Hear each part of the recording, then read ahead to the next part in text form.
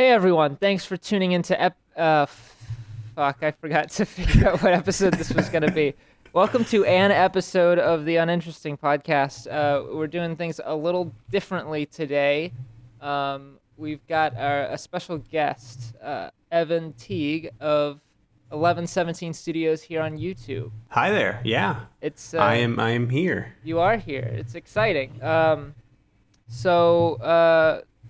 Just figured we'd have Evan on and sort of just chat. Evan and I have been friends via the internet for, God, how long has it been now? Yeah, it's probably been 5 years, I think. I definitely watched your videos before we met. That's flattering. If I remember right, yeah. I think because I met Dakota IRL like last year or 2 years ago or something like that. Yeah, it's like 2 years ago. Jesus. Yeah, it's been 2 years. Yeah. And he had mentioned that, and it was very flattering to hear. Well, yeah, I think it was like a late night in the dorm room, and C, who we met you through, was like, you have to watch all of these videos that this person does. This is for like their school announcements. And it was like just, like Tim and Eric, like this guy touching his face, making wet noises. And I was like, I don't know what this is, but it's funny. So you were introduced first to the Chase Chesapeake stuff. Yeah. It was Chase Chesapeake. And then it was your I'm Gonna Win music video, if I remember right. Okay. Yeah. So that's probably for the best if you didn't watch some of the early It's Subjective stuff, because those are trash. Well, But so I did have one prepared question, and you knew this was coming because we discussed it in a Facebook post as a joke. But have you ever had to resist the urge to rename the channel 1117? No, I thought about doing something with the Twitter handle, since I exclusively run it, and I know people who like put their name and their YouTube name like together. Yeah. I was like, like I could put like 1117 Studios Evan, but like I feel like it would sound stupid. Mm-hmm. But I haven't, and it was like not even 6 months ago when I was like, 11 sounds really similar to Evan. People think that like this is a thing. Yeah. But yeah. I wanted to sort of ask about that too, because we were talking about a little bit how you're the exclusive handler of the 1117 Twitter. Yeah, it's a delicate touch. It's like I have to put on gloves to handle. Yeah. Yeah. You can tell when you read that they're very, very carefully worded. They're not me at like 4 a.m. just like, let me just yell about the Alien franchise real quick. Yeah. I would consider that to be carefully handled. At least that's true. By the standards of Twitter. I've definitely applied for jobs based on like my community. Man, I'll mention, I'm like, yeah, I run the Twitter for my YouTube channel, and I do a good job, and I don't get called back. So okay, well, they're just behind on the times. Right. Yeah. But I wanted to ask, because you're the one who runs Twitter, and I was snooping on your YouTube page, and I don't know, you probably don't even realize this, but in your like about section or your link section, there's still links up to a WordPress site that you guys made. But oh, fuck me, are you serious? Where? It's if you go to your channel and then hit the about tab. No. I was wondering about this because it's actually this has changed since I looked at it last, which is weird because it says 1117 Studios at the top now, but last time I was here, it said Squad Entertainment still. Oh, no. Yeah, I forgot about this. You can remove the link before. Yeah, I definitely should, but I think I'll leave it up just for posterity's sake. This is before we were even doing videos. Oh, yeah? This was like this summer, and I remember because I was journalism in college for a little bit, and I was like, I don't have any like writing samples anywhere, so I'm going to write bad reviews of Kevin Smith's Dogma and post it on the internet. I want to read that. I didn't like it. Okay. I was also wondering because I went to the about section and it's about you. So I was like, I don't know. I've always been trying to like nail down between you and Dakota, like who is. I mean, I imagine there's like you each have specific things that you each do for the channel and all that, but I was just curious. Are you wondering whose baby it is? Is that the question you're asking? If not both. Because it's also confusing because it seems like based on the videos I've watched of yours, every once in a while I'll be watching one of yours and it'll be like Dakota edited it, or at least that's what the pop-up texts will say. So I that also was like, oh, is it? I don't know. I'm just curious. Well, yeah. I do now for the most part. I will edit my videos, or I will write, record, obviously, and edit my videos, and he will write, record, and edit his videos. Mm-hmm. It's a little bit easier that way for like the workload because we cycle back every other week. I'll do a video 1 week, and he'll do a video the next week. Mm-hmm. But like a year ago specifically, like when we moved, like we used to live together.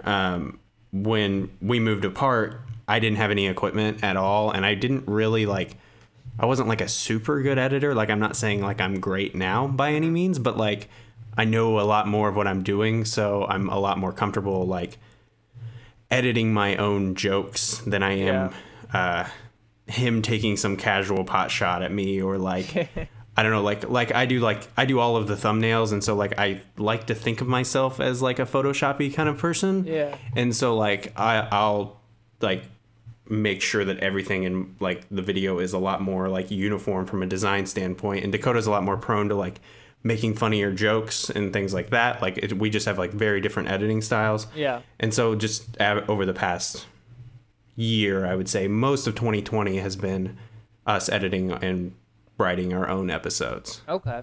I really like your rebrand, by the way, or redesign. Oh, thank you. I like that's C. Really? I was kind of like, I'm not really liking the mountains thing that we've been doing. I haven't liked it for like a year. Mm-hmm. So I was like, I'll pay you some money. Can you help me out? And they were like, yeah. And they were super easy to work with. Would recommend if you're looking for that kind of like motion graphics-y or a good rebrand. I very well might. I saw I sneaked into one of Dakota's streams recently, and he still uses the mountain background for his streams. And I'm confident at least it was when we lived together. It was his business card as well. It was like the font that we used to use. Oh. And it was like Dakota Clark on like a purple business card with like the mountain background. If I remember right, I think I have that business card. I can't remember what I did with it. I forgot that used the same background. Yeah, he was really into it, and I think I don't know what it is, but like every time I looked at it, I'd be like, it's something with the way it's pixelated. It looks like YouTube's compressing it wrong, and it drove me really crazy for some reason. Yeah. So we figured something that looks a little bit more flat would be better. That makes sense. Yeah. So I was curious too, what for you personally, not you as you and Dakota, but what made you want to like start doing this? Because I mean, everyone uses YouTube, everyone watches YouTube, but not everyone makes videos, and not everyone makes videos like the kinds of videos we make. Yeah. So I was just curious, what made this start happening in your brain where you were like, oh, I want to do this? Well, I mean, the first time, again, like I did like journalism-y stuff. Mm-hmm. So like that was, one of the things was like I wanted to write and Dakota wanted to shoot, and it was kind of like a good excuse. And like I like playing video games, and so I was like, oh, like I'll write these reviews of games that I got at GameStop for $1. Back then it was definitely that. But that was 5 years ago. Like next month, what is it? August. Yeah, it'll be 5 years next month when we started doing YouTube, and we started doing a lot more seriously because I was doing it for work. Like I do dumb YouTube videos like for an insurance company, and so I was like, I'm getting all of this information. I'm making videos that I'm not proud of. I'm like, I might as well.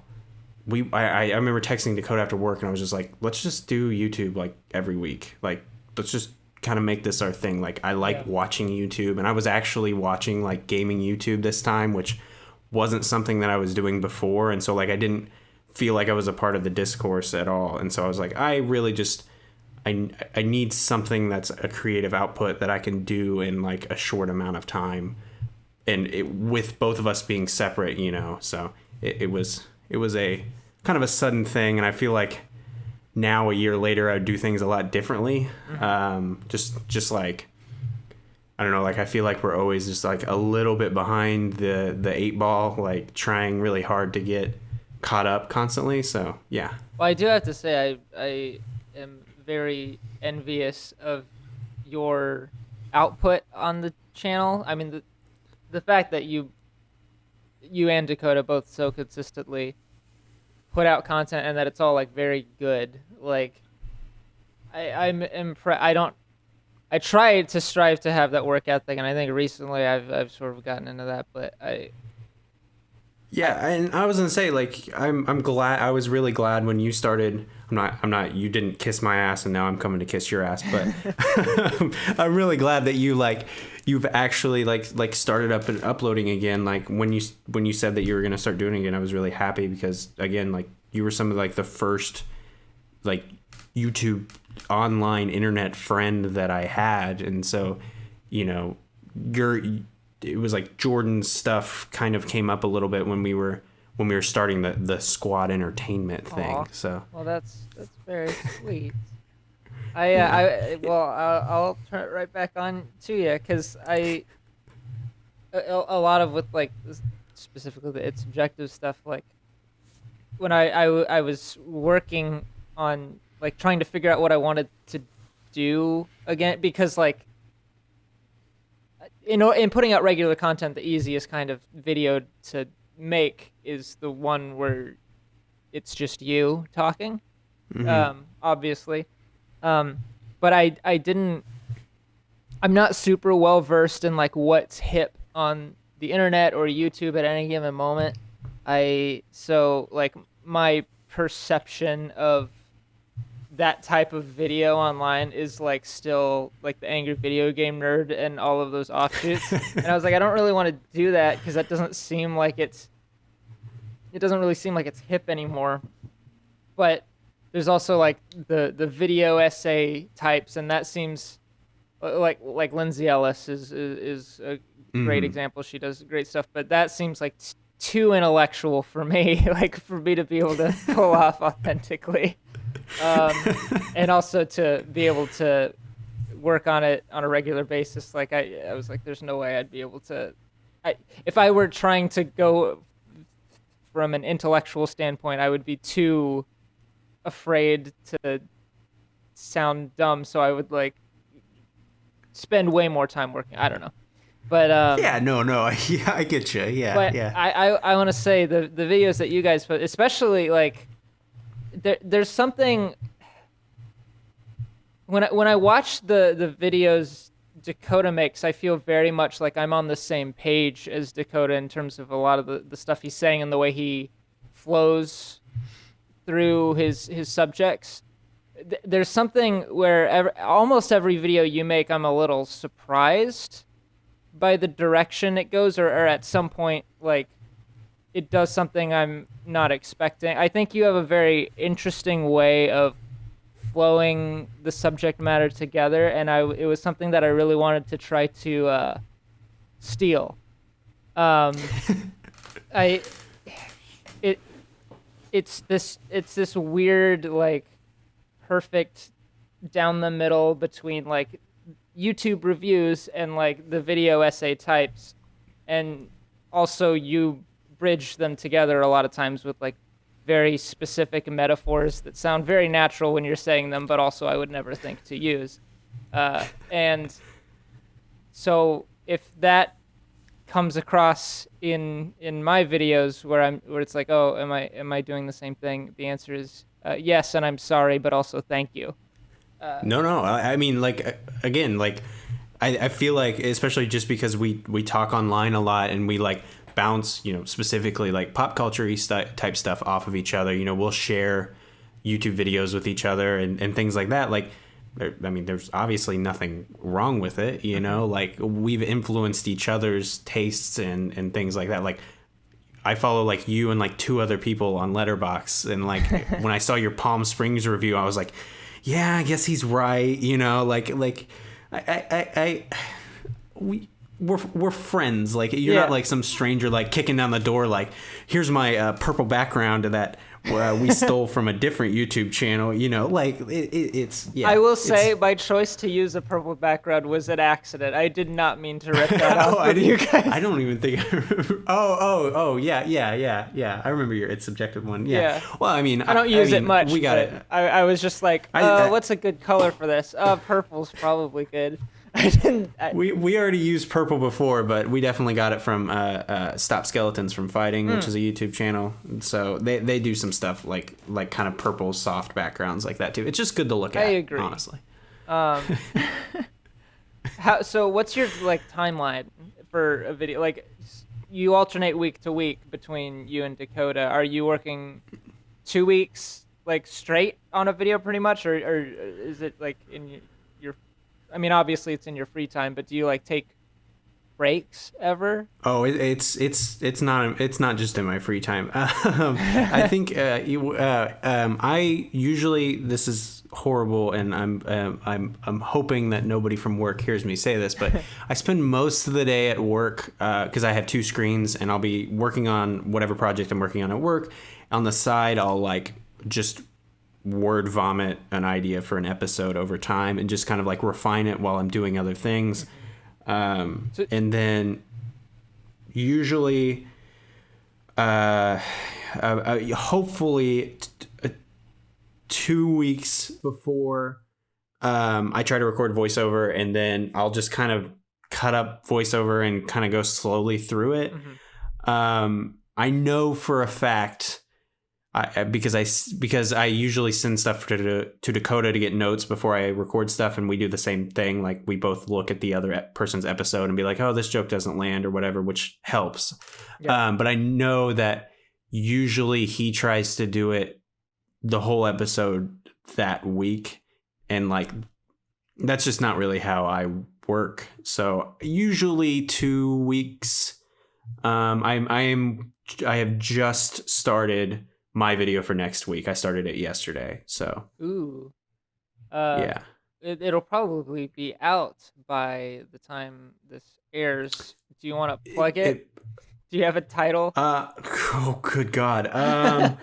Yeah, I'll plug it, and this will be my excuse for to make sure that it actually comes out, because sometimes I'll just be like, this video is not happening. If it doesn't, I'll edit it out. No, keep it in. I don't care. We'll hold it there. It's The Borderlands That Never Was. It's a video about how Borderlands used to be realistic during its production, and like I cataloged a whole bunch of like game developer talks and like interviews, and I was like, here's what Borderlands used to be before it was cel shaded and weird, and take some pot shots at Randy Pitchford, who is a humongous piece of shit, and just kind of go through the process of creating what is essentially the looter shooter genre. So yeah, that sounds interesting. And I had no idea that Borderlands ever in any stage of development was anything different than what it was. Yeah, and it kind of started out of, I remember, like, I was kind of going through some Game Informer's, like, just memories, not necessarily, like, me pulling out my magazines. So I was like, oh, yeah, that's right. I remember when I was a kid, like, reading about Borderlands and, like, watching it before it came out and being like, oh, this is completely different than from what we got. And so I kind of wanted to explore that. So, yeah. That's a good, like, do you think, I feel like a lot of, if you filter your channel's catalog by just you or just Dakota, I feel like each of you have a very good like it seems like each episode or each video or whatever you want to call it, like segues very nicely into the next one because you went from bullet time in video games to first person shooters. I mean, they sort of go hand in hand, but the first person shooters you specifically talk about Borderlands at the end, playing Borderlands 3. I mean, you don't like critique it or go talk about the development of it or anything, but you. Right. No. It definitely did start up where we were playing Borderlands and like I didn't write that episode, or excuse me, we were playing Borderlands in March, so that was when I started like early, like just kind of preliminary notes about first person shooters. And as I was working on that project, I was like, oh yeah, that's right. I started reflecting on Borderlands as a franchise, and I think that that's what led to it. But usually I'm not like, all right, and then I'm going to do this episode. Like I know the Project Dream episode and Agent were kind of companion pieces, but that wasn't really intentional by any means. And I know as Dakota's went on specifically, like he's kind of grown into more talking about like his history with achievement hunting and just like being a completionist kind of gamer. And so it's not intentional, but it's definitely us like trying to be more vocal with who we are and have more personality, I guess. That's definitely something that I was thinking about when I was starting to do it Subjectives again, because I felt like I connected mostly when watching other YouTubers with people, like when y'all would do it, or when people. A big one that comes to mind is like Nakey Jakey. It's very like, not to make a pun, but it's a very subjective experience type shit. Like it's yeah. And I feel like creating a narrative through one's own subjective experience, and whether it just be talking about it or coming up with some sort of point, like to still try to like skew it as if it's like a video essay, even though it's not really based on like hard facts. I find that to be a lot more interesting to both watch and make.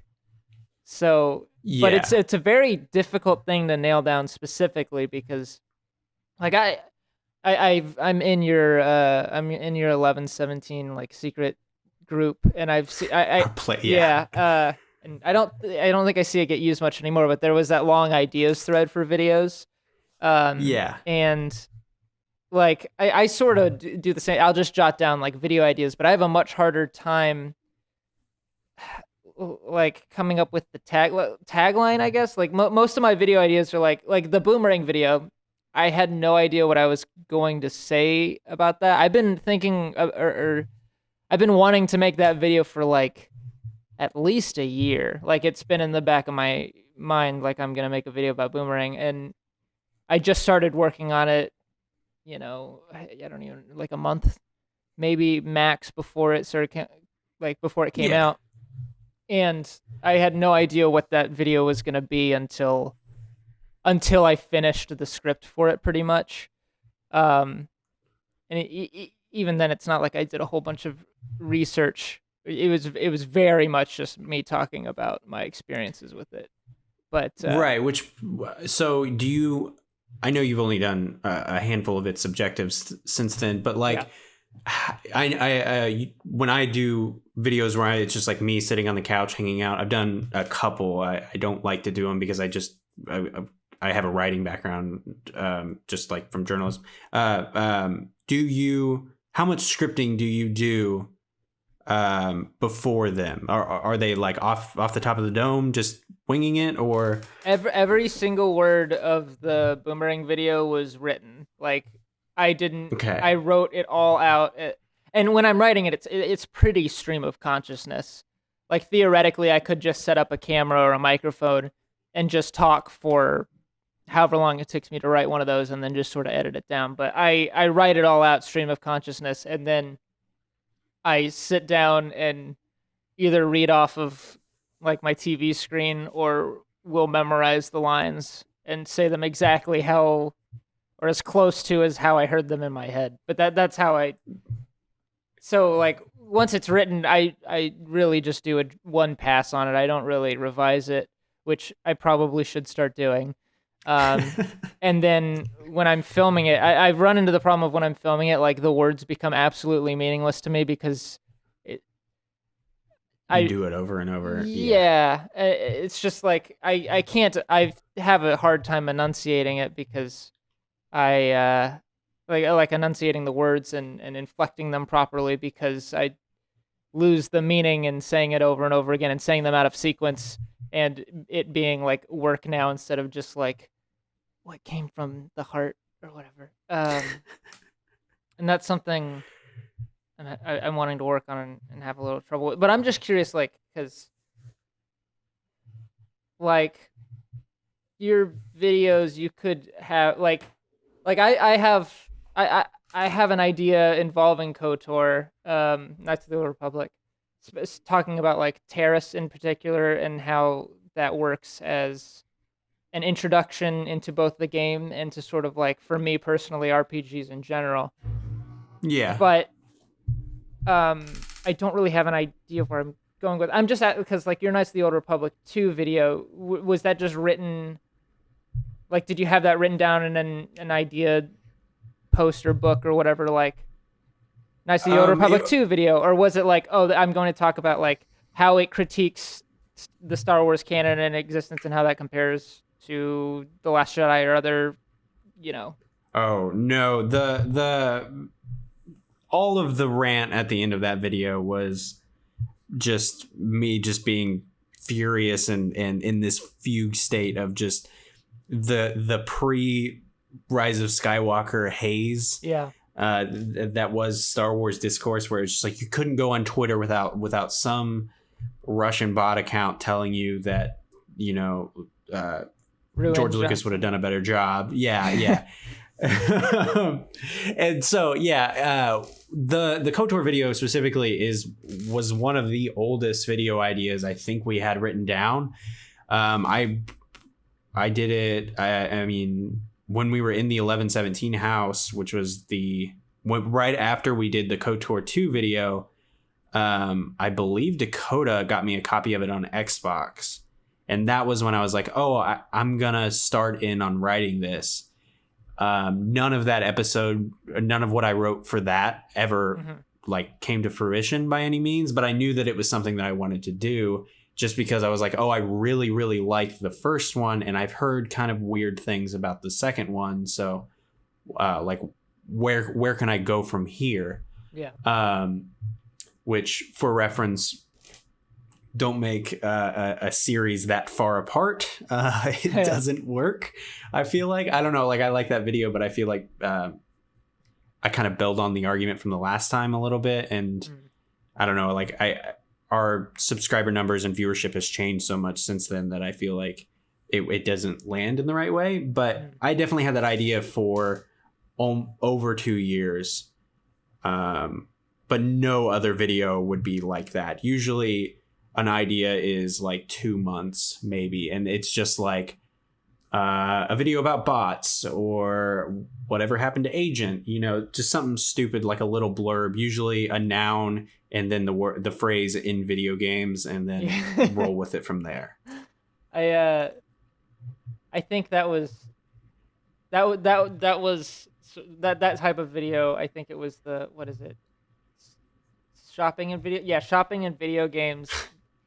That video caught me off guard in a great way. That was sort of what I was talking about before. Like when it starts sort of critiquing capitalism about halfway through, I was like, oh, yeah. I wasn't expecting this, but this is a great direction for this to have gotten.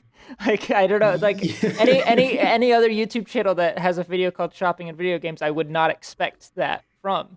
But that is absolutely what I would want to see. Yeah. And I think that, you know, like I've went back to watch that video because I'm trash and I watch my videos way more than I'm willing to admit. I do too. Just, I'm so proud of them. You know, they're like my babies. I get it. Yeah.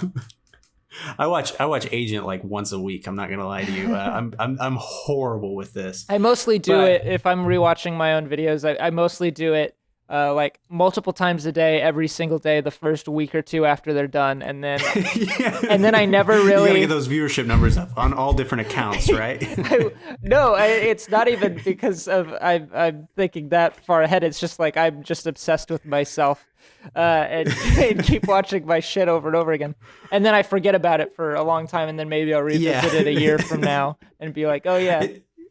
It's gotta be like a month or two. Like pandemic, like it's still like the pandemic video. Like I still very much associate that with like the absolute pain in the ass it was to get that video done because I was just like mid move. Mm-hmm. But on shopping in video games, it was like I wrote that, I made this video, and it was before Bernie dropped out. It was before COVID. It was before all of like the general borderline apocalypse that we had happen.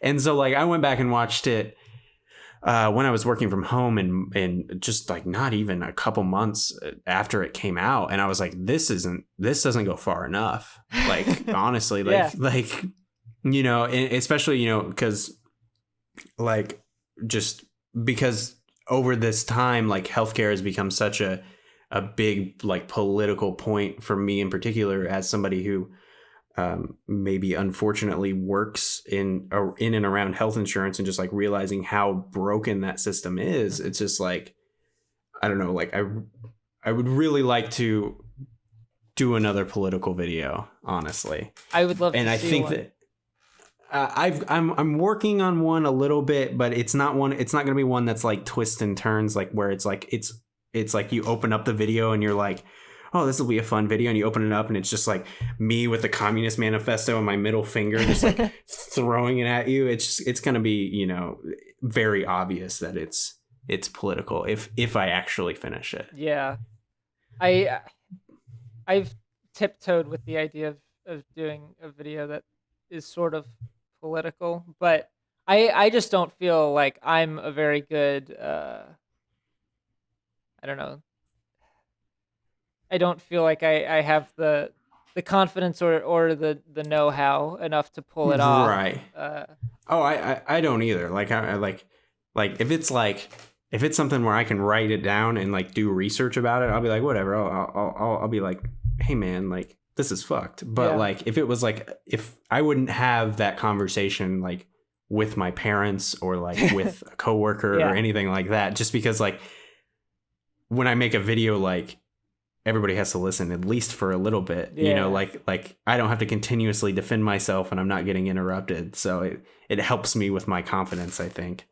That's interesting. That is sort of a lens I've had to start looking through, because I will be like writing a script for a video and I'll be like, who the fuck cares? Yeah. But I mean, like I care, but when I'm writing it, like the fact that I care, like when I'm editing it, the fact that I care gets me to the end. But when I'm writing it, the fact that I care means nothing. I am like the most insecure when I'm writing and the most like excited when I'm editing. I'm the exact opposite. Really? Yeah. And I'm just like, I was writing something today and I had to like stop in the middle of dinner with my girlfriend. I was like, I wasn't writing then, but I'd worked on it during the day. And I was like, hey, do you want to hear what I just wrote? Like I was like really excited about it. Mm-hmm. But like when I'm editing, I don't know, maybe it's just because it's kind of, I'm not like super technical or just bad luck. I feel like things just start to go wrong, or I don't write it with enough information about what's going to happen visually. And so for a lot of the video, there's definitely big chunks where it'll just be like a text screen and it'll say, I don't know, something's going to fucking go here, I guess. And then I'll send that first draft to Dakota. So, okay. Yeah. That's interesting. I faced like exactly the sort of troubles you're talking about when I made the Boomerang video. I actually shot that video twice because the first time I shot it, I did it the same way I did my KOTOR video, where I was just sitting on the couch and the whole thing was just from one angle. And because I was just sort of duplicating the process, it just did not work. And I did not realize that it didn't work until I was editing. like I knew something felt off. I like felt kind of shitty after I finished filming it, but when I was like in the edit, I was like, I don't even know how to cut this together. Like none of this makes sense. So I had to refilm the whole thing, and I think that like I'm very proud of that video now. I was gonna say it turned out really good, and I like the kind of the not guerrilla marketing, but like the kind of the you know, the thing that you're doing. I don't know how open you are about the it's all coming back to you thing, but like it's well implemented in being like, again, like really personal, but also like talking about just like how this thing changed. Well, and I think that turned out really, really well, and I was really impressed. Thank you. I wasn't fishing for that, but thank you. No, yeah, no. But that's the kind of thing, like when I was writing that, the only person I ever share that kind of stuff with when I'm writing is like Johnny. Like I'll usually send him, not even like I won't ever send him a full script, at least not with the stuff where it's like it's subjective, where it's just like me talking. But I might send him like a joke or something that and just get his feedback on it, because that's what I've done for the last, I don't know, 5 to 10 years that I've been making videos like this. But no one else. I will not share it with anyone else, because I'm very insecure about what I'm saying and how like my opinions and how personal I'm being in the script. That I am still insecure about when the video's done, but I'm not nearly like I'm not nearly as concerned. Like I won't even show my girlfriend the scripts as I'm writing them, because I'm like, even though she loves me, she's going to hate me after reading this, even though it's like, I like cartoons, like, and that's all that I was saying. But like when it's done, I'm like, hey, watch this. I think you might like it. And then even then I'll probably leave the room, but you know, the writing is because I feel like when I can edit it, I can at least make it seem like I can fake my way through it and make it sound like I know what I'm talking about, even if I don't. I agree with that. As time has went on, I feel like I'll be more critical of myself in the editing booth, and like that started to come through, where I'll just have like little pop-ups like, you really fucked up that pronunciation or something like that, you know. But I was gonna ask, you mentioned your girlfriend, so you have to show her your videos then? I mean, I don't have to, but like, like it's this. She doesn't seek him out. That's more my question. Well, yes, she does, because I mean I post about them on social media and stuff, but it's like I'm not like ashamed of it, but I'm also like, it is a little like, most people aren't doing this, so it's a little like, even though I'm not necessarily embarrassed that I do it, it's embarrassing that I do it, if that makes sense. No, I don't like shake people's hand, and I found out my girlfriend was like hanging out with people, and they're like, "Oh, where's Evan?" And they're like, he's like, "Yeah, he's working on his YouTube video," and I was like, "Don't fucking tell him that!" Like, yeah. If that's so embarrassing. Yeah. I was just wondering, because I definitely like have to like go out of my way a little bit. Like, I'm not like just like bad mouthing my girlfriend by any means, but like it feels like, I don't know if you watch Kevin Smith's most recent stand-up, where he's like, my wife loves me, but she's not a Kevin Smith fan, and we were watching it together, and I was like, that's you.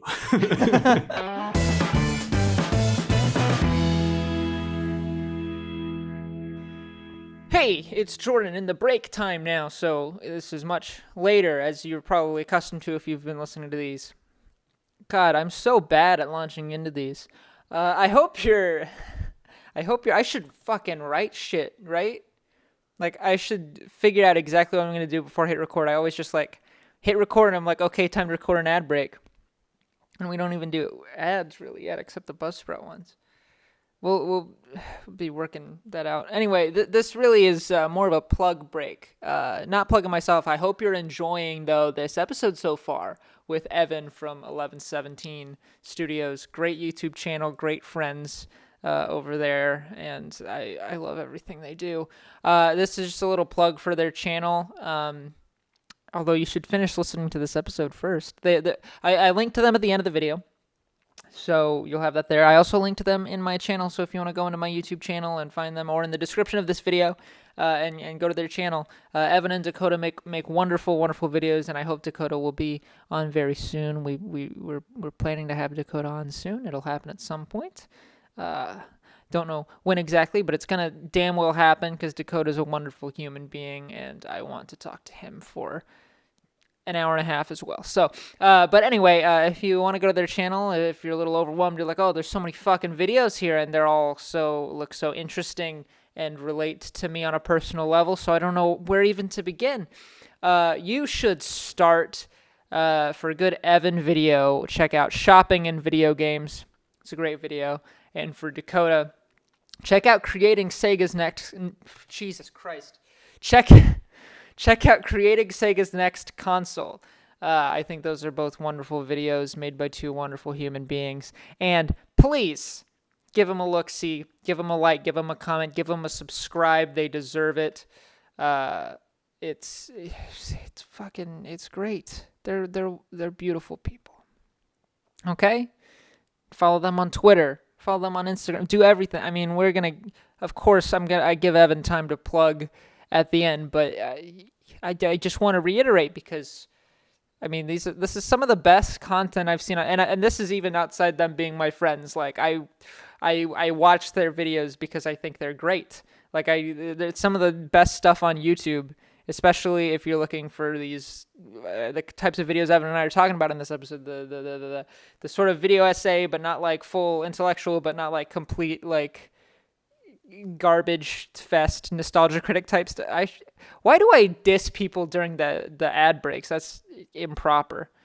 Anyway, but that type of video, it's like they make the most perfect stuff and they make it on a regular basis and it's all fucking wonderful. Subscribe, hit the bell.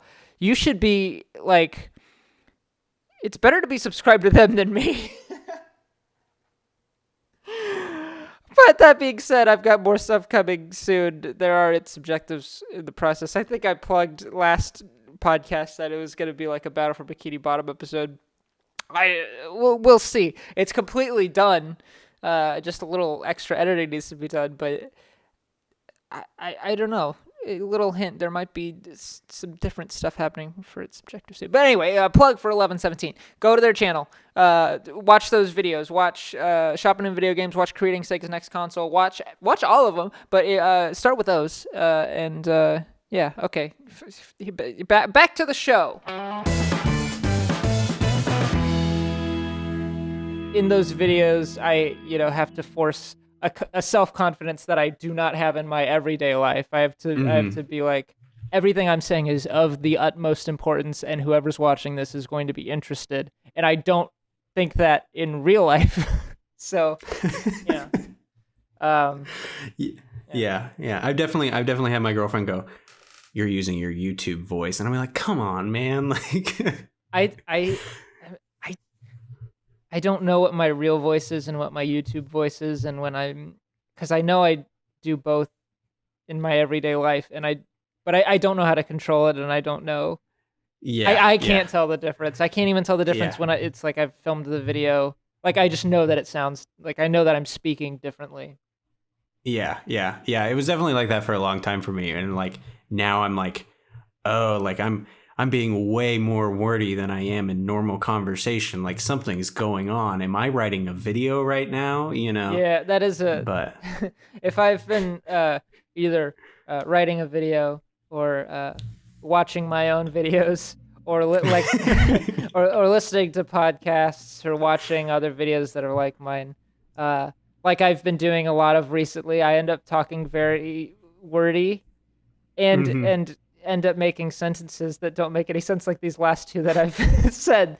They're just grammatical messes and complete flow of consciousness. But I mean, the nice thing about when I'm writing them is I can fix them.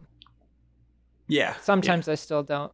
I don't know where I'm going with that, but no, yeah. I mean, I just don't feel comfortable like not having like a script, like again, like like I've done some like in front of camera stuff, and just in general. And every time I'm like, I have to have the script in my hand, or else I'm just completely like not willing to defend myself in conversation, Sure. That is, for one thing, I gotta say it's very nice to talk to somebody about this, because it's stuff that, like, very specific stuff that I don't think to talk to anyone about, because there aren't very many people I know that make videos like this. But also, you asked me earlier, like, how much my stuff is scripted. How much do you allow yourself room for improv? Are you memorizing a script when you're on, like in your Fallout 76 video? Are you memorizing Fallout 76 and the GameStop video is bullet points. That was definitely me trying something different. Anytime that like I'm on like what we call them couch videos, Dakota's definitely started scripting his a lot more. But like the kind of the commentary, just like I'm hanging out, I'm talking to you, those are usually just bullet points. But like about anything else, it's down to ums and uhs, and I think I got that from you. I definitely saw a script, a Chase Chesapeake script, I think it was, and I was like, I had no idea that you scripted out all of these vocalized pauses and stuff, because I'm like, I think that way and I cut it out, and I think it helps me with pacing and voiceover, but I don't give myself nearly as much room as I want to, or as I imagine as Dakota gives himself either. Yeah, I've more and more like the videos I was making in high school were pretty much just like we'd come up with an idea and then just wing it the whole time. But as time has gone on, and the more my favorite part of the video making process becomes seeing the final product, the more I've been like, okay, I have to chart exactly how it's going to be from minute one, so that at the end I know exactly what it's going to look like. And like you said, like I will script down to like ums and stuff. Like if I don't know if in the last two It's Subjective videos I made, if I say or at any point, but if I do, it's in the script, and I don't know. It's sort of fun to calculate it to that point a little bit, because it's also a little bit like, ooh, I have a secret that these people don't know, that I sound like I'm so smart off the cuff, but really, I planned it. Yeah, and I think that like just being like or like again like the longish metaphors, or just me just like completely butchering a joke. Some of the joke butchering will be improvised. I know that in shopping I was reading in the voiceover and I was like, oh, I just didn't write a joke here, and you can hear me go, oh no. But otherwise, yeah, like yeah, that one's completely just me like, oh fuck, and that's why it's a pretty shit joke. Like I personally think like it's just like right on the line of not being good, but those are the best kinds of jokes. yeah, but yeah, I definitely like just not seeming like an overconfident asshole. Yeah. Because I've definitely done that, and like I did one where it's the God, I just saw it because I have my TubeBuddy extension on and I can see the likes to dislike ratio, but the damn No Man's Sky video is like this albatross around my neck of where I was so like smarmy and like cocky and just like going for it and just like ready to just rip this game to shreds, but also like build it up. And I got kind of wrung out in the comments, just like from random people who play that game way too much. I gotta be honest. I mean, it might be because I've never played the game, but I didn't get that vibe at all from that video. I didn't. I mean, Dakota's like, oh, you were really positive, and I was like, I don't know what happened, you know? Yeah, I will say with that particular video, I didn't watch that right when it came out, and then I noticed later that it was like, it got the reception that it did. So I was like, I'm curious about this now. I want to check it out. And I watched it and I was like, oh, this is fine. I don't get why people are so upset about this. Yeah. People. Yeah. I played that game. Like, I made a joke for a while there that because people were like, oh, did you like No Man's Sky? I knew you played a lot of it. And I was like, this is super gross. And 50% true, less than 50% true. But like, I was home alone and I was just like playing No Man's Sky. And I was like, I really don't want to get up to pee. I should pee right here. And I was like, no, I'm going to get up and play it. But like, I was really into that game, like unreasonably, like unhealthily, like crazy into that game for about 2 weeks. And then I was like, this game's shit. I don't know what to say about it. I don't know why I want to cover it so bad. Huh. Have you revisited it since that 2-week period? Twice. And they changed so much that it kind of trapped me on a planet. And I was like, okay, I'll start over. And I was like, nope, not what I want to do anymore. And I don't know. It's way too time consuming, I think. Yeah. Because I haven't really, like, since I started, in my opinion, actually, like, really trying to make videos, I haven't really had that feeling. I'm just curious what that experience was like from your perspective in the time after that video was posted and whenever it started gaining its traction whenever I don't know if that was immediately when it was posted or if that sort of happened later, but it was it was definitely before Bully came out. And it was so like occasionally we'll do cross posting on Reddit a little bit. We had done it in the past pretty heavily. But no, we didn't on that video. And so that was like the first one that like naturally got some reach to it. Mm-hmm. And I remember just like waking up in like the middle of my last semester of college and just like scrolling through comments. And I'm just like, this isn't good. Like something went wrong, because I remember like you talked about Nakey Jakey, like that was like right when I got into him. And I remember watching like 50 Nakey Jakey videos and being like, oh, that's how you do video game YouTube. And just me being like, oh, fuck this is stupid. And I don't know, like I kind of missed the ball. I think I pun intended, I missed like the thing that Jakey's kind of shtick was going for and just kind of went towards loud and cynical. And I don't think or not necessarily cynical, but like loud and I don't know, negative, cynical, I guess. In the way like the Nostalgia Critic is cynical, I guess. Fuck no. I mean, I'm not comparing you to the Nostalgia Critic. I just mean you're welcome to. I swear to God, you can go through my cell text. I definitely have videos because like I'm really bad at like impersonating people when I write, and so like there are definitely like there's an Alien Isolation video floating around my cell text that is just a Nostalgia Critic episode where I'm old Doug Walker. Oh, I love it. I want you to make it. No. But I mean, I feel like, that was, again, that's another thing with it subjective. I was like, I don't want to make any statements where it sounds like I'm saying my opinion is fact or my opinion is better than whoever's watching. And I will make exceptions to that, but not for negative statements, because that, for one, that was really big to do on the internet there for about a decade. Yeah. Maybe less than a decade. But nonetheless, it was really big on the internet, and it got old quick. Whereas the positive feeling type people, I feel like they've lasted longer, and it probably won't get old. It could, but I don't know. I don't know if you've watched any Nostalgia Critics or AVGNs lately, but they're not nearly as fun as they were. I don't think I've watched any AVGN since Seaman, and I haven't watched Nostalgia Critics since...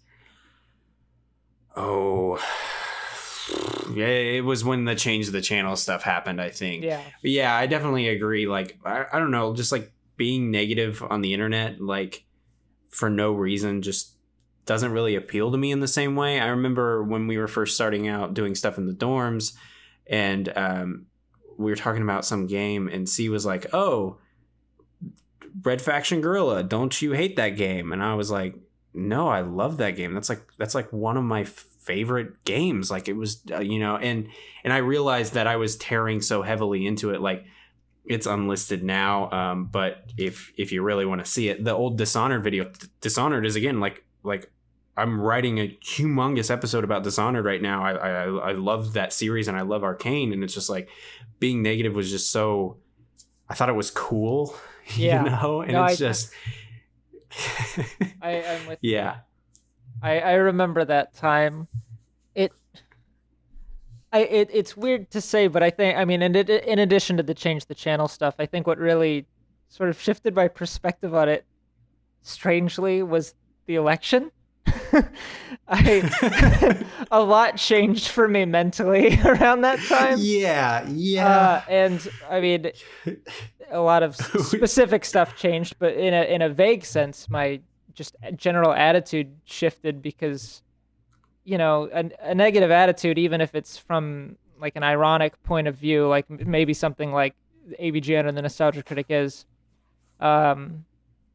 it leads to sincerity to some degree.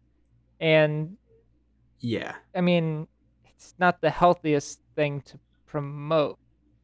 So yeah, I agree. Yeah, I don't know if you follow, not follow, but like hang around people who know the quartering at all.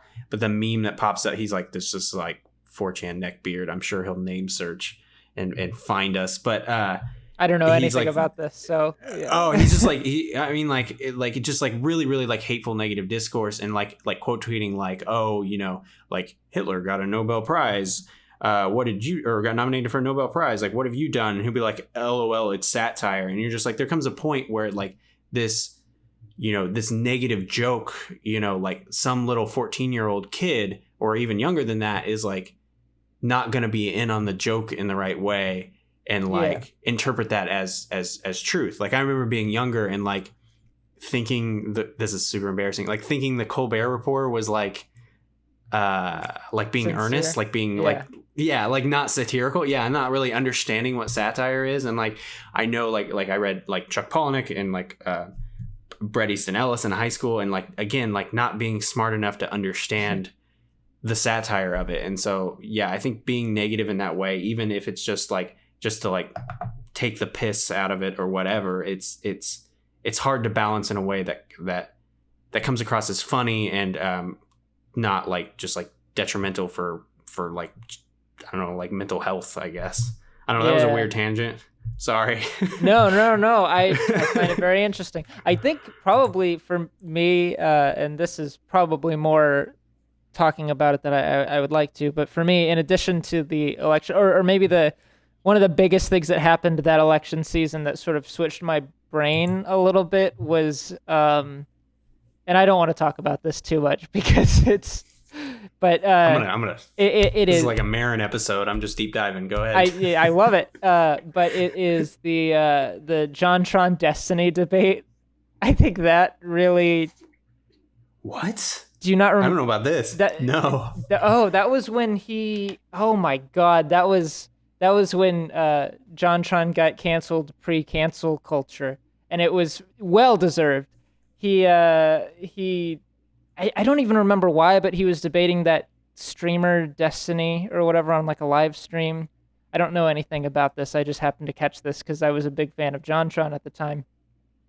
Was this the thing where he's quoting all like the 4chan statistics about? Yeah. I remember this. Yeah. And I was like disappointed listening to it, but I was also like, well, I watched John on Game Grumps all these years. I know he's not very good at like I was like sort of like in my mind defending him without defending his opinions. Like I was just defending him as a person. And then he made that video like immediately where he was like, I just feel like I was misunderstood. And I was like, okay, no, it's bad.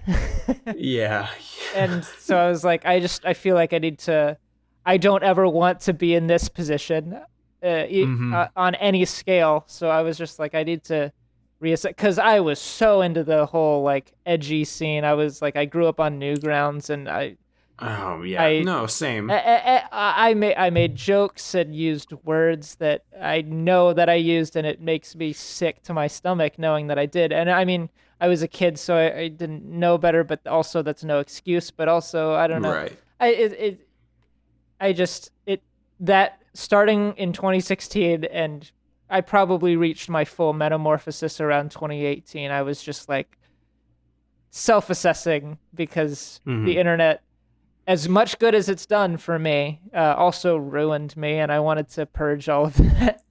Yeah, no, I definitely agree. Yeah, and I think like now specifically, like I'm way more willing to, like, even in real life, like even not on YouTube, like even in conversations, like I'm way more willing to just like to be the ass of the joke rather than make somebody else the ass of the joke. Absolutely. And people who talk to me in real life might disagree, but it's just it's like I know how far I can go and how much I can handle it, and so like I'm not going to potentially hurt myself, if that makes sense. Yeah.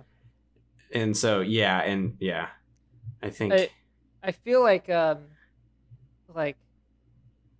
and just a way I've noticed the change, and this is a very minor thing. It's just like a pop culture thing. It's not like politics or anything like that. But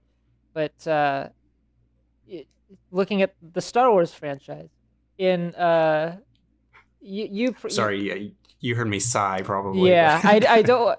At some point, if we can get you on when Johnny and Hal are available too, I would like to do one episode of the podcast where it's just the Star Wars episode, where I can just get it out of my system and never have to talk about Star Wars on the internet again.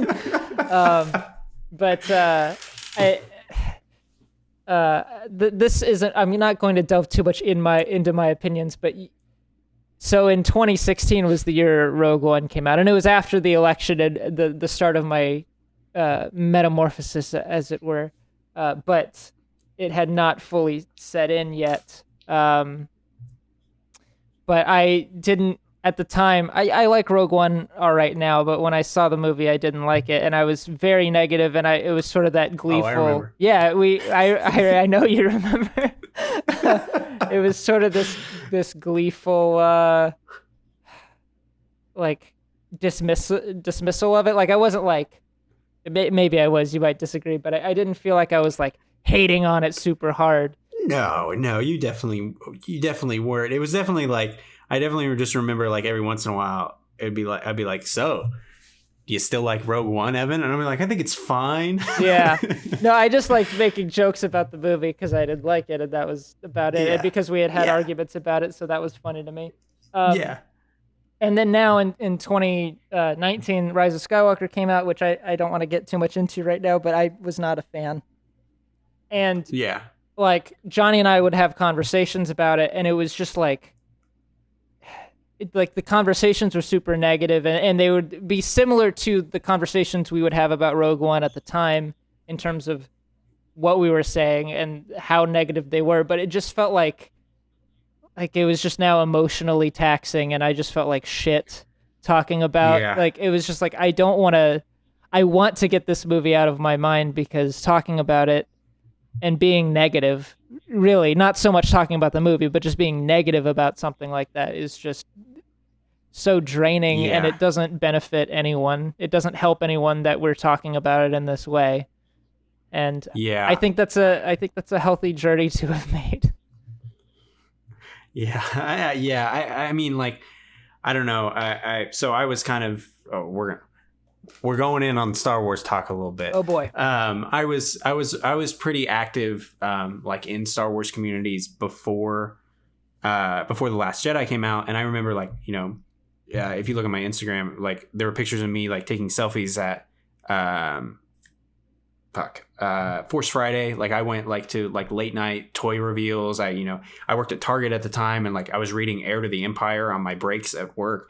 I was like, you know, like helping people. Like I remember like helping people like get the coupon on Force Friday, and like being involved in like Facebook groups and stuff like that. And I just remember like before the Rise of Skywalker being like, it's just it's just so different now. And I was like, is it because, you know, like I don't live in a house with 3 of my best friends? I was like, maybe, but like, is it also just like the way the discourse around Star Wars has changed in the past 2 years?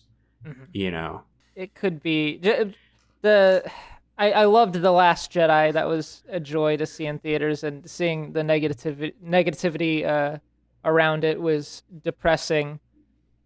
Or not depressing, but just like, you know, it was sad to see. And then, you know, talking about Star Wars Online became something that I never wanted to do, because it felt weird to have this opinion that I don't know, everybody hated me for, even if they didn't know that I had it. And it was just, I will say, it was during Rise of Skywalker, I sort of, there was a point where I realized that I think I might have felt about that movie the way those people felt about The Last Jedi. Although, you know, I wasn't going to start a fucking campaign to hashtag remake Rise of Skywalker or anything. But, but it was just that as that dawned on me, I was like, oh, that's. I would love to be on a full Rise of Skywalker commentary episode. I'd like to pinpoint the point in that video where I went, oh, this movie was directed by George Lucas. That's going to be the punchline. That was about halfway through that movie. I was like, oh, I get this now. Yeah. That's the joke, you know, and just like weird, like, I don't know. But yeah, definitely it has flipped a lot more than I expected it to. And like, I remember around The Force Awakens, just like it being kind of quiet about people not liking that movie. Yeah. And I remember being like, that's absurd. Like, how could you not like this movie? Like, didn't you sit through the prequels? And like, I think that treating a whole fan base as one homogenized voice is like just not a good way to get it, like a metric. And so you should just like the shit that you like and just tell everybody else to piss off. But also, like, I forgot the second part of this. Fuck. This isn't scripted. It happens. Hey, do you want to... normally we take a break by now, but we're already an hour in. Do you want to take a quick break and collect your thoughts so that we can finish off this Star Wars talk? Sure. Okay. We'll be right back with more Uninteresting podcast.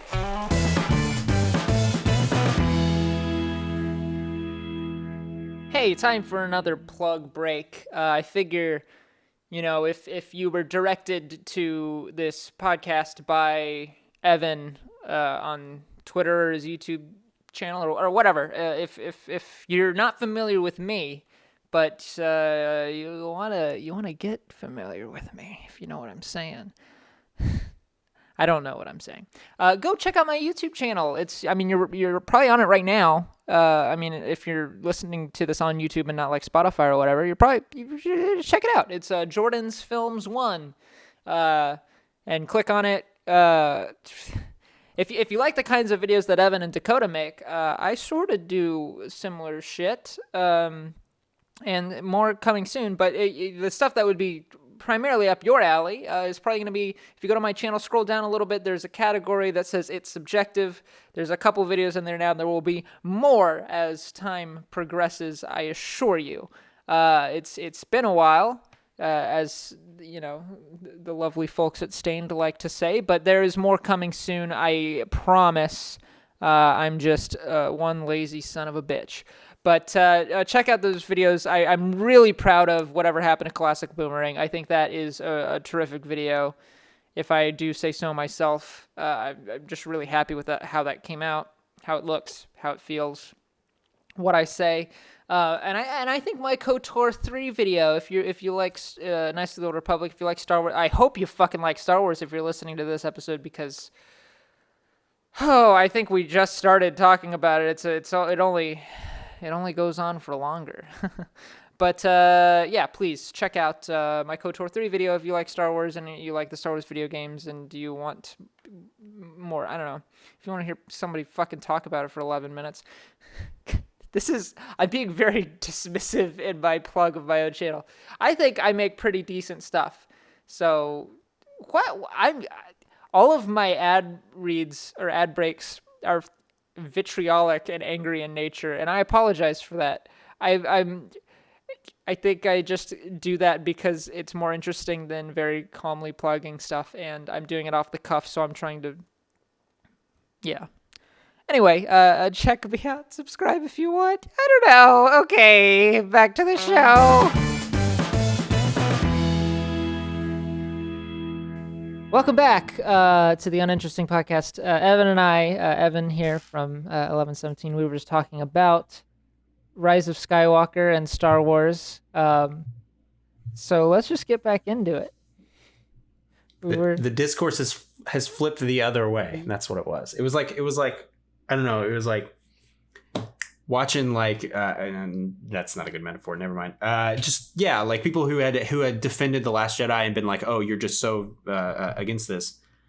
Like, why are you so against this perfect movie? We're now the same way about Rise of Skywalker, and I was like, that's weird to see. Yeah, there are still this like a small crowd that was like, not a small crowd, but a smaller crowd that was just like, well, the whole sequel trilogy was bad to begin with, even though when The Force Awakens came out, you never would have heard me say that it was bad. But I don't know. There's so many different like levels of hating the sequel trilogy and in some cases also hating Rogue One and Solo and lumping like there's a lot of consistency and then a lot of inconsistency within those groups that. Mm-hmm. But I don't know. Everybody talks about it as if that's just how it is. Like, this is how everybody feels about this franchise now, and that's super fascinating to me because. Yeah. People have like their own little echo chambers. So they're like, I don't know. Yeah, it's like the Clinton-Trump campaign a little bit where they're like, I don't know anybody who's voting for Clinton. And it was like people who were like, I don't know anybody who likes The Last Jedi. All of my friends hate The Last Jedi. I'm like, congrats, dude. Like you built up people around you, this certain sect of fans who think it's the worst thing ever. And it's just like people have different opinions about movies, How do you feel about the Snyder Cut? I just want to see about it. divisive. I just want to see it. I don't like. I'm gonna what I say earlier. Homogenize a fan base. I don't like DC movie fanboys because they're like, yeah, you don't get this movie, and I'm like, no, I do. It's still bad. The people who like the DC movies and the people who don't like the Star Wars sequels are the same group of people, or at least they seem like it. Yeah, and they have the same argument that I have for The Last Jedi, and so it's like looking into like this like directed by Zack Snyder kind of shitty gritty mirror, and I don't like it. It's like the anti Evan that I'm looking at, and it scares me, so I don't engage with him on Twitter. Mm-hmm. But yeah, that's understandable.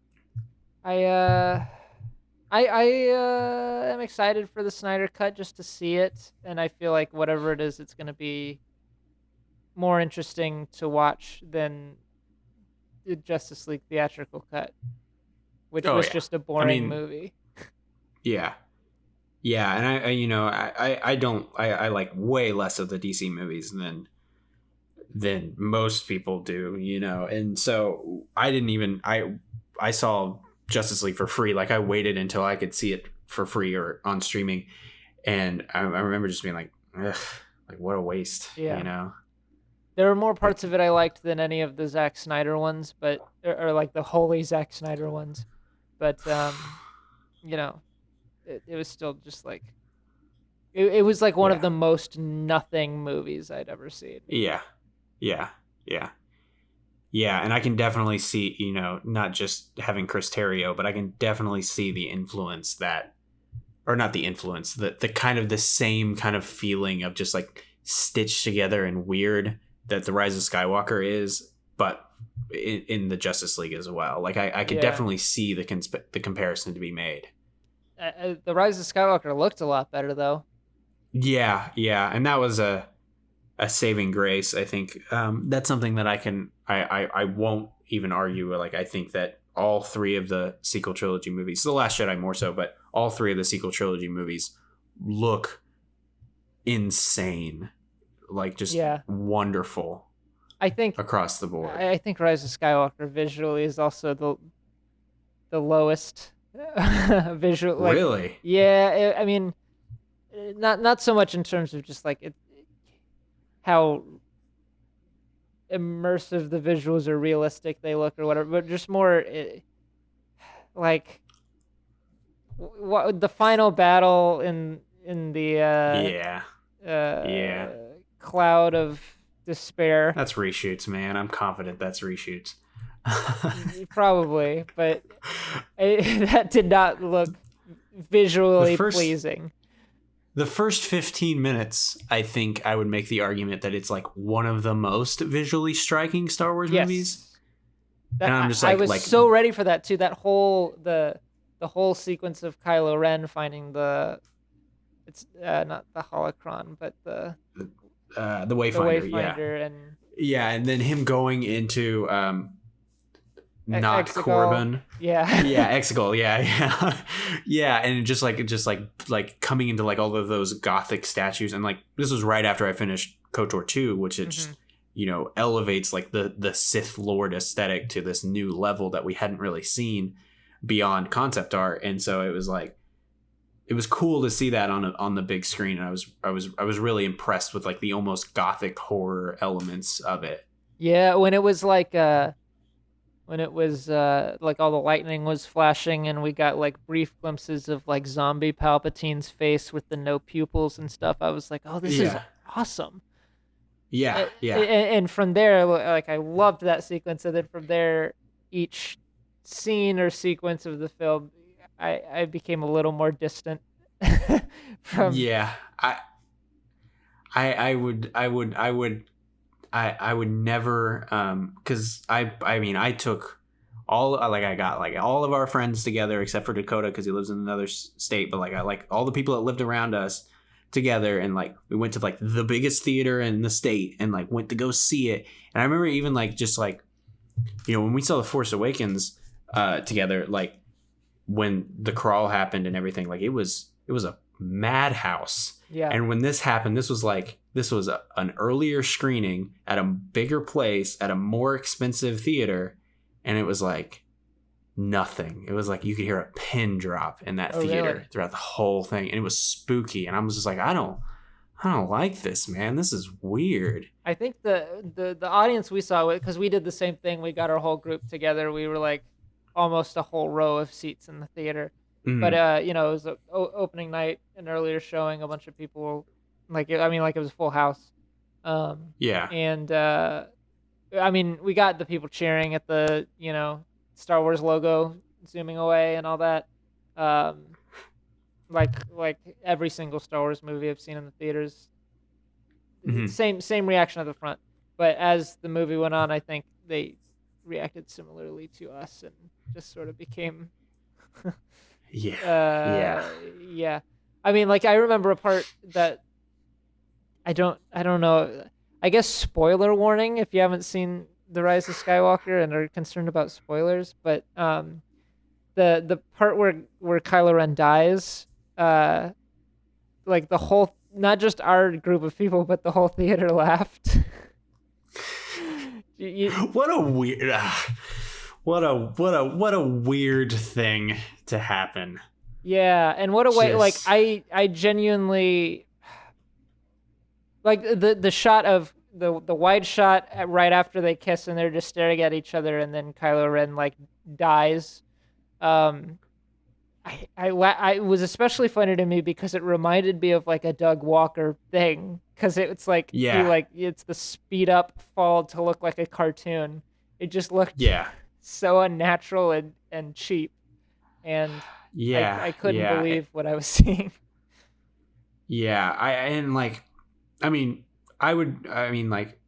Kylo Ren's maybe my favorite Star Wars character now. Like even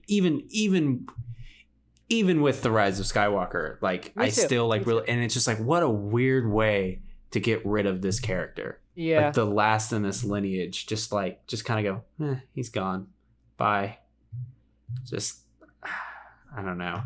The decision to, because I was sort of the camp prior to the film coming out, thinking that, well, I'm not sure. I feel like the most interesting thing you could do with him going forward is to not redeem him and find a satisfying way to close his story without him fully being like, hey, I'm the good guy now, I'm gonna take down the Emperor and all that stuff. But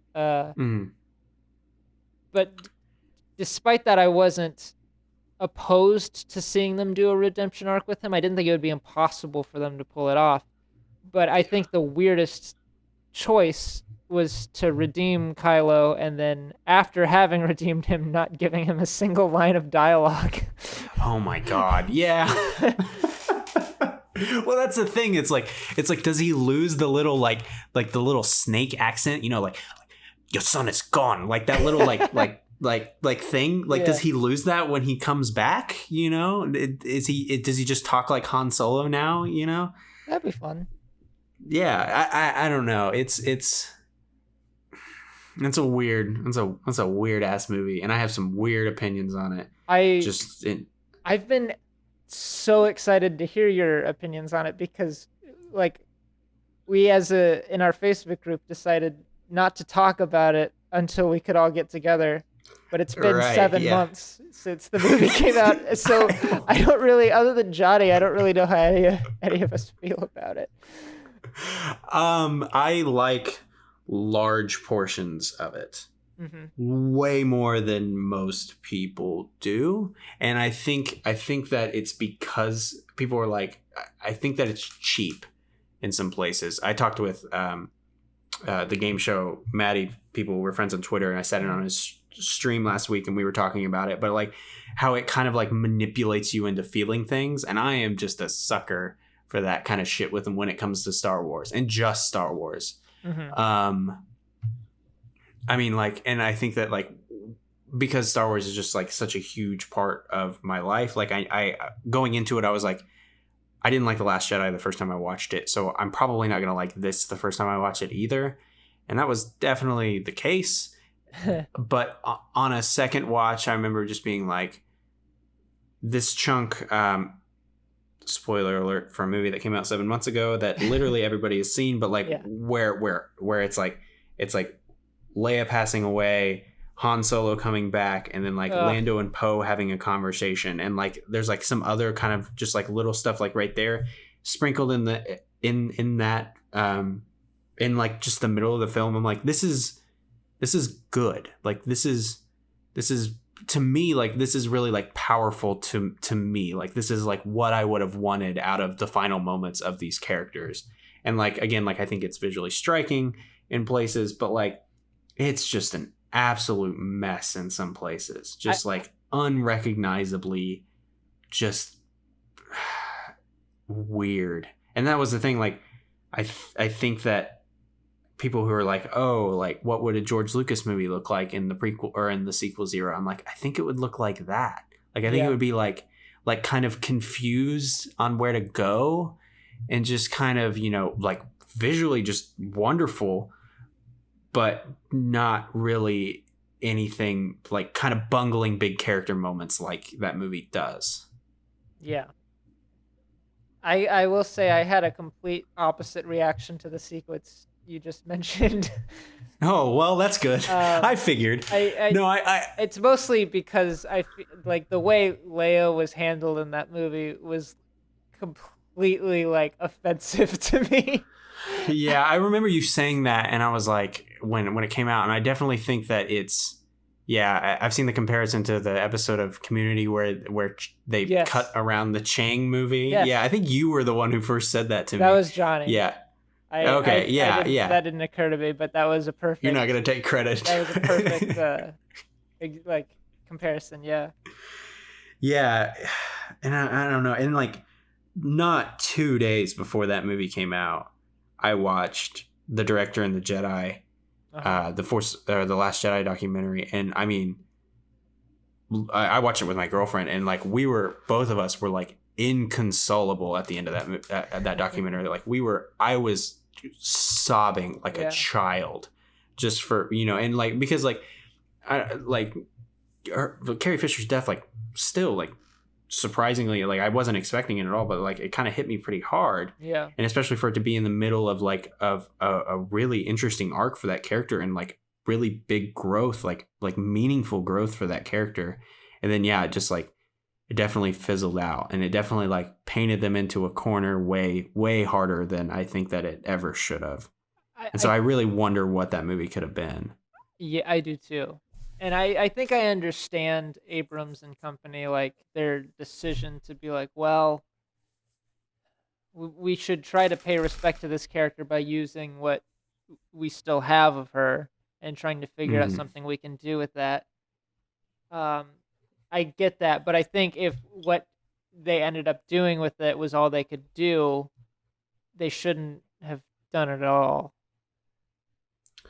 And especially JJ shouldn't have gone around in interviews saying, like, we had this gold mine of material, and it was just like she was there. Because, like, I mean, she says nothing of value in that film, and most of her dialogue is off-screen, like...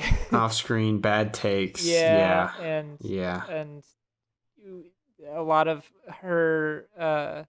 reaction shots look like they're in between takes. Like, it's, I was blown away by what they did in the wrong way. It was really funny at first, and then it was just upsetting, I think. I can agree with that for sure.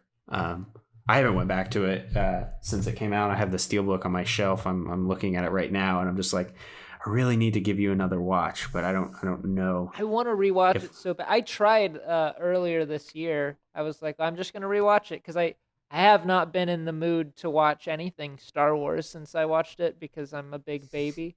And I was, you haven't watched Clone Wars season 6? I haven't watched Clone Wars seasons 2 through 6.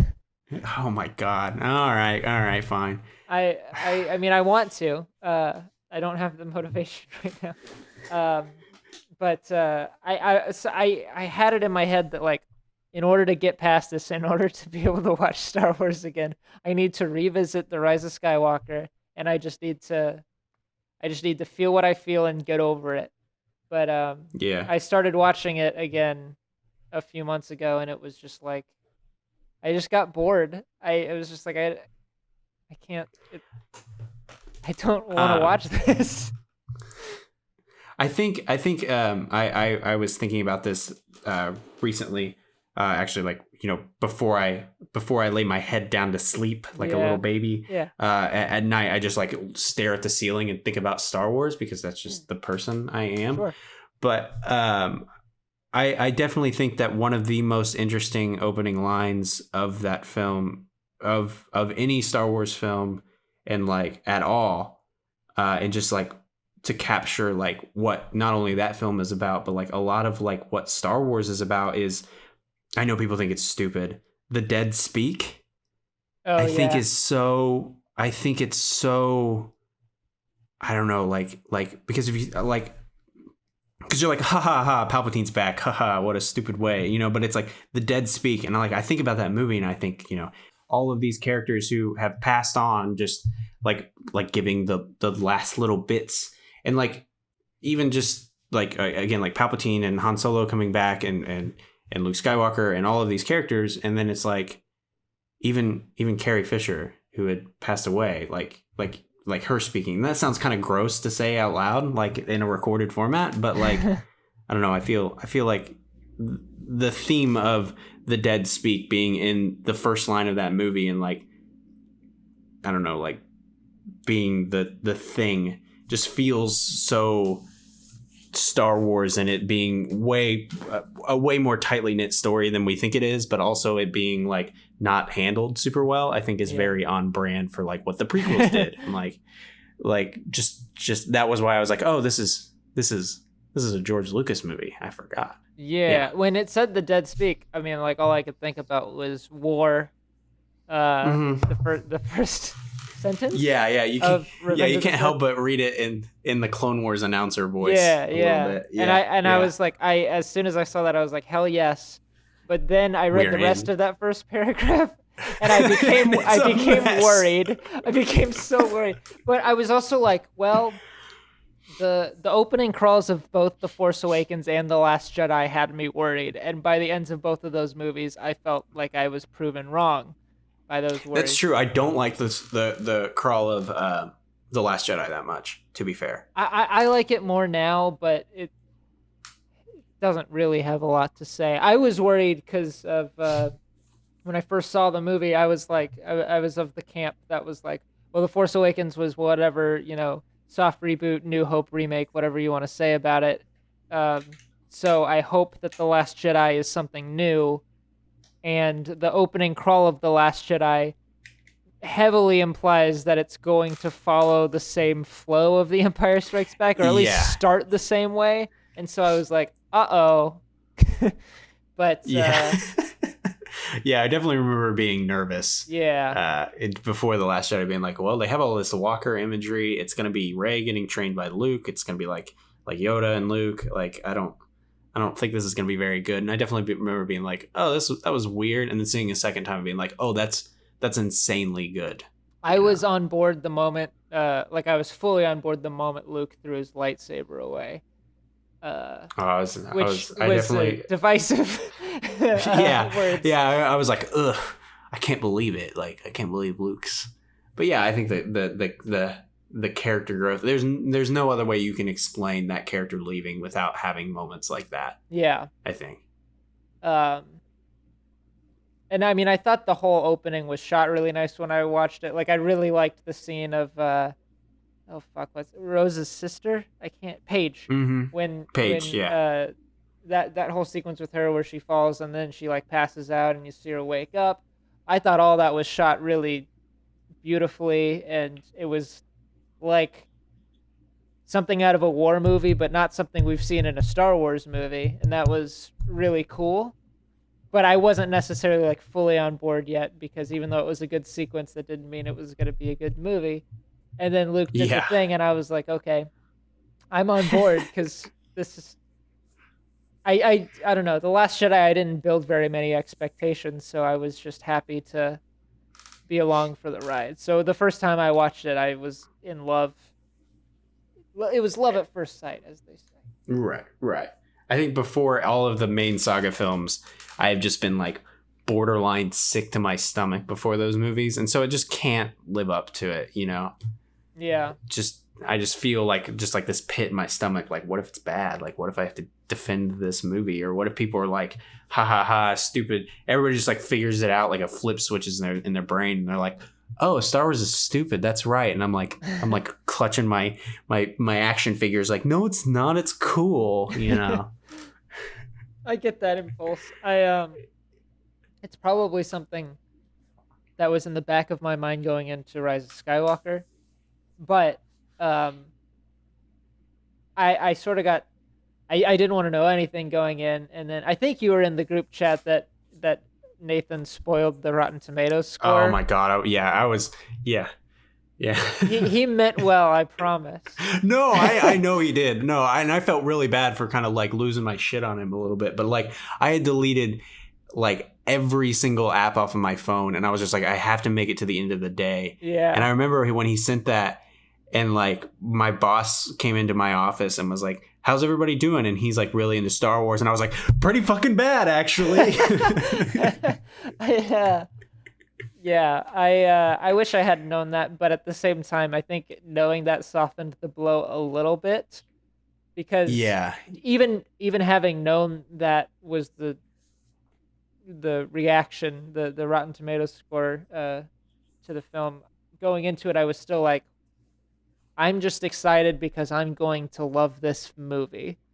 And if I had gone in without that little, but remember, it might not be good, or you might not like it, rather, in the back of my head, I think I would have been a lot sadder Yeah, in how I reacted to I it. definitely agree. Yeah, it was a very interesting time, but I was at the same time I was just like, I don't like, I'm pretty rough on Rogue One now, like in hindsight. But like Really? I don't hate a Star Wars movie, and like I don't hate like I especially like I don't dislike any of the new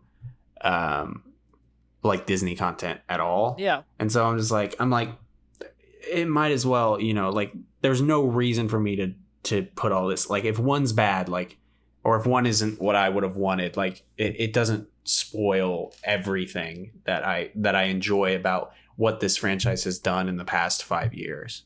That's true. That's a good way to look at it. I didn't look at it that way, mostly because my girlfriend and I did a rewatch of all 10 movies in the week leading up to Rise of Skywalker. And that was when I realized, oh, I like Rogue One. Oh, I like Solo, actually. I all the prequels, whatever you want to say about them, I mean, they're definitely flawed films, but I mean, they were a big part of my childhood. And like, fucking Attack of the Clones, which I thought, like, even that one, I didn't think the nostalgia would like help it hold up for me. Like, there are moments in that movie that really work for me that I wasn't expecting. Like, I always would say that Clones was my least favorite one, but I don't think that's true anymore. Just watching it, I was like, anyway, watching that marathon leading up to Rise of Skywalker, I was like, I love every single Star Wars movie, and then to see Rise of Skywalker and to not love it was, I don't know. Seeing it in juxtaposition with the other movies was just, that made it all the more difficult. I don't know. Here I go. Like, I love talking about Star Wars, but it always leads me to Rise of Skywalker, and I always get bummed out talking about it. Yeah. I definitely, it's definitely a little bit of a bummer. But yeah, like, I don't know, like I've come to like really, really, really love Revenge of the Sith, and I'm just like, this movie's a mess. Like, it's just, it's not as good as it could be by any means. And it definitely feels like George just being like, oh, like one more and this is over. In a lot of places. But, like it's gorgeous in some places. And like, again, like Clone Wars has supplemented, has kind of like put the floor jacks in and like made it like the leaky parts like feel better in a lot of ways. And like, that is still a product of not necessarily like what Lucas intended at the time, but like of the Lucas creation, because Clone Wars is the last like George Lucas Star Wars thing that we had. Right. And so like, I don't feel uncomfortable like supplementing it in the same way that I like supplementing Shadows of the Empire in the middle of the original trilogy. I don't think that that's as okay, I think. Yeah. But yeah. Well, we said we weren't going to do a Star Wars episode, but here we are. The wonderful thing about Star Wars is that we could, there's still a whole Star Wars episode to be had here. No, if you do a full Rise of Skywalker episode, I want to be there. Like, absolutely want to be there. Yeah, I'll let you, I'll be the ass of the joke the whole time. And so you can all just kick me and my Star Wars stuff. And I can kind of talk about, like I would never do an episode on it on our channel just because we don't really do movies, and just because I don't want to deal with the brunt of that movie by any means. But like, it's one of the most interesting film experiences I think I've ever had, ever. That's a positive take on it that I'm not ready to give. Yeah, one of the most dynamic experiences I think I've just like, of like, oh, this is cool and this isn't, like, like, oh, this reminds me of like this thing from the original trilogy, or this thing that reminded or that inspired George, and then and then to hear some like low points that I think this is bad. I don't know. I'm not prepared to unpack it, but like, I'm willing to do it. Hey, yeah, we'll have you. And I mean, that's like what what you said about not wanting to do a video about it. I don't want to do an It's Subjective video talking about really anything Star Wars, at least anything relating to the Disney movies or the prequels, because for one, it's been done, but I don't feel like I'd have anything constructive to say, and it'll just invite nothing but angry people. So I'm comfortable doing it on the podcast because like I'm not preparing. I'm not preparing arguments, and it won't make me feel as bad if people are just like, hey, fuck you about stuff I said off the top. It's obscured by like SEO stuff. Like you're not tagging it like the Rise of Skywalker review, and so like people aren't gonna come and find you. You know, yeah. It doesn't have like a big thumbnail of my face grinning next to Luke, the Force Ghost Luke grabbing the lightsaber out of the TIE fighter, which was a weird moment, by the way. That's weird. Yeah, that's super weird. I didn't know how to feel about that. I was sort of like, what the fuck is happening? Definitely a low point for Force Ghosts, I think, personally. Probably especially coming the moment of the movie where I was like, oh no. That was when it all changed for me, I think. I think the moment it changed for me was we got to get in there and pull some holdover maneuvers. Whatever the fuck your name is from Lord of the Rings, that's a 1 in a million shot. And I'm just like, oh fuck, oh no, what's going on? Yeah, that honestly, I didn't even know what that was the part of the movie where I was just like, my brain was trying so hard to keep up with what was going on, because that was after Luke being like, everything I said in The Last Jedi was fucking stupid, right? And I was like, so my brain just wasn't comprehending anything. So when people were talking about that holdo maneuver scene, like afterwards, I was like, I don't remember that at all. You're kind of you had blacked out at that point. I didn't wake up until Palpatine came on screen and did a big lightning in the sky that electrocuted an entire planet, which, you know, I imagine he would have wanted to have done much earlier, before he probably died the first time. But not to dissect the logic of it, because I'm not concerned about that kind of thing, but it also is just it's such a dystopian looking pessimistic moment in this. I don't know. I don't want to keep harping on it. But this is probably the longest episode we've recorded yet. So I'll go ahead and we'll bring it to a stopping point, because we've ended up talking about Star Wars for like 45 more minutes than I was planning on talking about. That's what you get. Yeah, you're like, well, I think we'll touch on Star Wars a little bit, and I was like warming up my hands, like, oh boy. When I said that, I was like, yeah, well, I mean, we've both made Knights of the Old Republic videos, so we'll probably talk about Knights of the Old Republic a little. Oh God, no, I am way more willing to fall on the sword of the Rise of Skywalker than ever talk about like KOTOR, because I just think that the KOTOR discourse is just so bad, just because it's like just people coming out of the woodworks and they're like, I don't think Kathleen Kennedy could do that, and I'm just like, no, I'm not. I don't want to. I just ignore those when I see them. How do you feel? It's been a while since I've seen your Knights of the Old Republic 2 video, but I was watching it before we started this episode. I didn't finish it, so I don't recall if you touch on Kriya. And I'm curious how you feel about Kriya. I don't know. I think that she's interesting. I think that she's way less interesting than people make her out to be. Okay. Yes.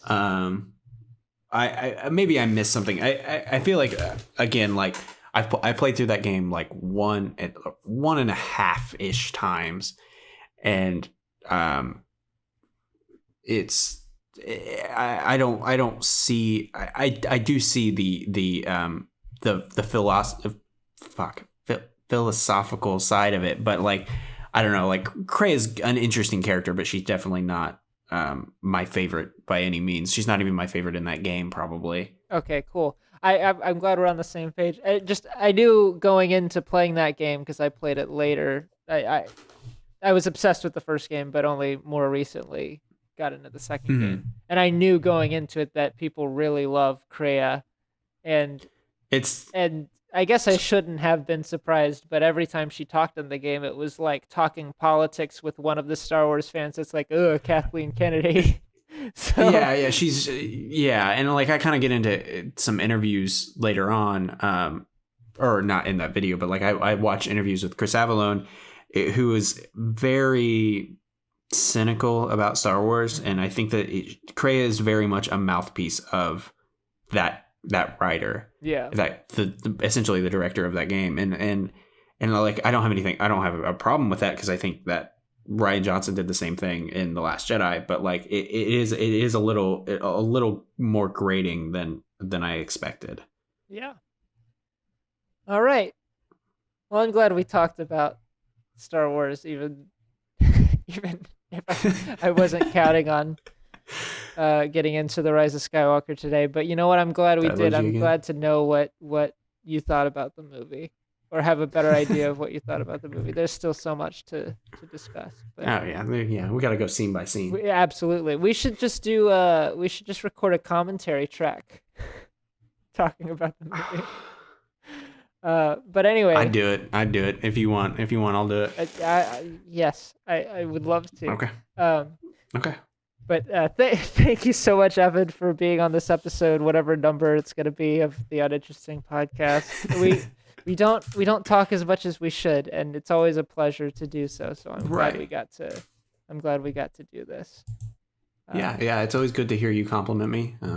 But that was like an hour and a half ago, so I'm kind of losing it. Hey, it's always good to hear you complimenting me too. That was also an hour and a half ago, but, very happy about it.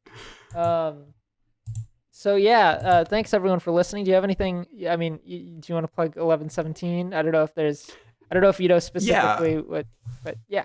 I assume that there are people here that don't actually know who I am. I make crappy video game YouTube video at Jesus. I make video essays with a comedy twist, and I talk about video games like they're a serious medium. That's usually the goal, and I make them with my friends. It's 11 ELEVEN, the number 17, and then Studios on YouTube, Instagram, and Facebook. Or not Facebook. Don't go to Facebook. Twitter. That one. So yeah.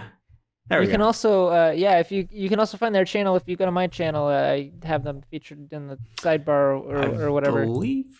Oh, now I gotta make sure that you're over here too. I am. I checked earlier.